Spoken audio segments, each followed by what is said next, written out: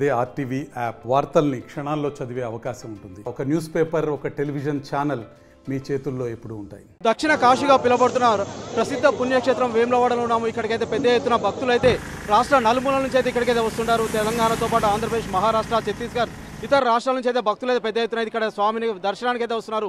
శివరాత్రికి సంబంధించి అన్ని ఏర్పాట్లు చేస్తున్నామని చెప్పేసి ఇటు అధికారులు అయితే చెప్తున్నారు. ఇక్కడ ఒక భక్తులు అయితే దూర ప్రాంతం నుంచి అయితే రావడం జరిగింది. సార్ చెప్పండి, ఏంటి మీ సమస్య, ఎక్కడి నుంచి వచ్చారు మీరు? సార్ మేము జగిత్యాల డిస్టిక్ మెట్పల్లి మండల్ సార్ మాది. నేను ఫిబ్రవరి 7th రోజు టీ యాప్లో 2 రూమ్స్ బుక్ చేసిన sir. Non AC rooms book చేసిన. Shri Rajarajeshwara temple rooms booking అని టీ యాప్లో చేసినాం. మళ్ళీ అందులో నాకు ఫోన్లో కాకుంటే మీ సేవకి వెళ్ళి మీ సేవ నుండి ద్వారా అప్లై చేసిన. పార్వతీపురంలో నాన్ ఏసీ రూమ్స్ అని వచ్చింది. అందులో 300 ఫర్ రూమ్, 356 రూమ్ కానీ కట్ చేసిర్రు. 2 రూమ్స్కి 800 వరకు కట్ చేసిర్రు సార్. ఎప్పుడు బుక్ చేశారు సార్ మీరు? ఫిబ్రవరి 7th సార్. ఫిబ్రవరి 7th రోజు రూమ్ బుక్ చేసినాం. ఇక్కడ ఈ రోజు 7th రోజు చెక్ ఇన్ ఉంది, లోపలికి వెళ్ళాలి. కానీ పార్వతీపురానికి వెళ్ళిన తర్వాత ఏమంటారు అంటే ఎంక్వైరీ ఆఫీస్కి వెళ్ళమన్నారు. ఎంక్వైరీ ఆఫీస్కి వెళ్తే వాళ్ళ సమాధానం కరెక్ట్ లేదు. ఈ పిఆర్ఓ ఆఫీస్కి వెళ్ళమన్నారు, వాళ్ళు చెప్పట్లేదు ఏది. ఇప్పుడు మేము 1 month ముగ్గు రూమ్ బుక్ చేసుకొని మా పిల్లలతో మా వైఫ్తో అందరం వచ్చి అక్కడ ఉన్నాం. రూమ్స్ అడిగితే రూమ్స్ లేవని అంటారు. ఎవరికి ఇచ్చిర్రు రూమ్స్? మరి మా పేరు మీద అలర్ట్ అయిన రూమ్స్ ఎవరికి ఇచ్చిర్రు? అప్పుడు ఆ టీ యాప్లో ఓడబెట్టమన్నాడు, పిచ్చాకుంట్ల మునోడుకులో ఓడబెట్టమన్నాడు యాప్. ఎంత కట్ అయిందండి? డబ్బులు ఎన్ని కట్ అయినాయి సార్ మీకు? 800 కట్ అయినాయి సార్. ఎక్స్ట్రా మళ్ళీ వాడు ఛార్జ్ చేసింది 50 రూపీస్ తీసుకున్నాడు. నెల రోజుల ముందు బుక్ చేసుకున్న రూమ్స్కి ఇప్పుడు వచ్చి అడిగితే రూములు లేవేం లేవా అంటున్నాడు. ఇదే మాకు కావాల్సిన ప్రభుత్వం? ఇప్పుడు మా పిల్లలు వాళ్ళందరూ ఎక్కడ రోడ్ల మీద పండుకోవాలా?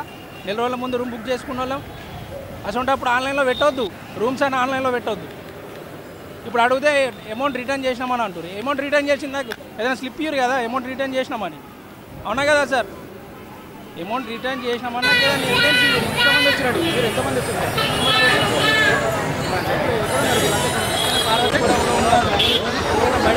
రూమ్ ఎవరన్నారండి? మీతో ఎవరన్నారు డబ్బులు వాపస్ అయినాయి? ఇక్కడ పిఆర్ఓ ఆఫీసులో అన్నారు, ఇక్కడ ఎంక్వైరీ ఆఫీసులో అన్నారు, ఆడ పార్వతీపురం ఆఫీస్లో అన్నారు. డబ్బులు రిటర్న్ చేసినాం సార్ మీకు చూసుకోండి అని అంటే. ఎందుకోసం చేశారు అంటే మీరు డబ్బులు కట్టారు, రూమ్ కావాలని నెల రోజుల ముందు బుక్ చేశారు. ఎందుకు అని అంటే అధికారులు వచ్చారు, వాళ్ళకి రూమ్స్ ఇచ్చినామన్న. ఎంతమంది అధికారులు వచ్చారు? ఎన్ని రూమ్స్ ఇస్తారు ఇక్కడ అంటే? నెల రోజుల నుండి మేము బుక్ చేసుకున్నాం, పిచ్చోళ్ళమా? అది మాది సమస్య. అంటే ఆన్లైన్లో పెట్టొద్దు. ఇట్లనే ఈ యాప్ల ద్వారానే ఇప్పుడు చదువుకున్న వాళ్ళకు కూడా ఏంది నోటిఫికేషన్ ఇచ్చురాని అని చెప్పి ఫీజు కడుతున్నారు, మళ్ళీ నోటిఫికేషన్ ఉండదు. ఇది గంతే అయింది. ఇప్పుడు డబ్బులు రిటర్న్ చేస్తున్నామని అంటారు. ఓన్కి వచ్చినాయి డబ్బులు ఇప్పుడు.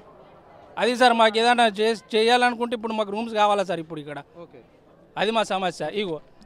ఇదిగోండి సార్, ఇగో రూమ్స్, ఇదొక రూమ్ సార్. ఇగో రూమ్స్ ఉన్నాయని చెప్పి ధీమాతో వచ్చినాం.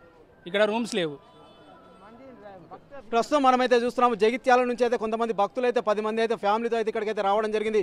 స్వామి దర్శనానికి నిమిత్తం అయితే మేమైతే నెల రోజుల ముందైతే రూమ్స్ అయితే బుక్ చేయడం జరిగింది. పార్వతీపురంలో అయితే డబ్బులు మొత్తం పే చేసినప్పటికైతే ఇప్పుడు వచ్చి అడిగితే అయితే వీళ్ళు అధికారులు కావచ్చు, ఇతరత్ర సిబ్బంది వచ్చారని చెప్పేసి అయితే మీ డబ్బులు రిటర్న్ చేస్తాము, మీకు రూమ్ లేదని చెప్తున్నారు. ఇప్పుడు ప్రస్తుతం అయితే ఎండలు అయితే అధికంగా ఉన్న నేపథ్యంలో మేమైతే చిన్న పిల్లలు కావచ్చు, వృద్ధులు కావచ్చు, అది ఇప్పటి వరకు మేమైతే అన్నం తినలేదనేది వారైతే వాపుతున్నారు. మేమైతే దూర ప్రాంతం నుంచి వచ్చాము, రూమ్ బుక్ చేసామన్న ధీమాతోనైతే రావడం జరిగింది. బయట ప్రైవేట్ రూమ్లోకి వెళ్తే 2000 నుంచి 3000 రూపాయల వరకు ఛార్జ్ చేస్తున్నారు.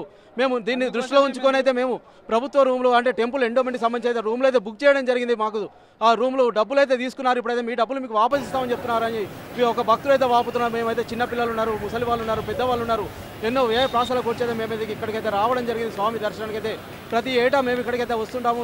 ఈ మధ్యకాలంలో టీ యాప్ అనేది అయితే ఒకటైతే కొత్తగా ప్రవేశపెట్టడం జరిగింది. దీనిలో భాగంగా మేమైతే డబ్బులు పే చేసి నెల క్రితం అయితే తీసుకోవడం జరిగింది. ఇప్పుడు మేమైతే ఎవరు బాధ్యులు, మాకు డబ్బులు ముఖ్యంగా పట్టుబడుతున్న పరిస్థితి ఉంది. వీరైతే మేము రూమ్ లేదు అని చెప్పేసి వారు కరాఖండిగా చెప్తున్నారని చెప్పేసి ఒక భక్తులు అయితే వాపోతున్నారు. ఏదేమైనప్పటికైతే సామాన్య జనాలను పట్టించుకోవాల్సిన బాధ్యత ఇటు అధికారులు కావచ్చు, పాలక వర్గానికి కావచ్చు, పూర్తి బాధ్యత ఉందని చెప్పేసి వారైతే వెల్లడిస్తున్నారు. ఇదే నా బాధ్యత అని అయితే వారైతే ప్రశ్నిస్తున్న పరిస్థితి సైతం మనం ఒక భక్తు దగ్గర అయితే చూస్తున్నాం. ఓటు స్టూడియో మరిన్ని వీడియోస్ కోసం ఛానల్ ని సబ్స్క్రైబ్ చేయండి. లేటెస్ట్ అప్డేట్స్ కోసం వాట్సాప్ ఛానల్ ని ఫాలో చేయండి. అండ్ లింక్ డిస్క్రిప్షన్ లో ఉంది.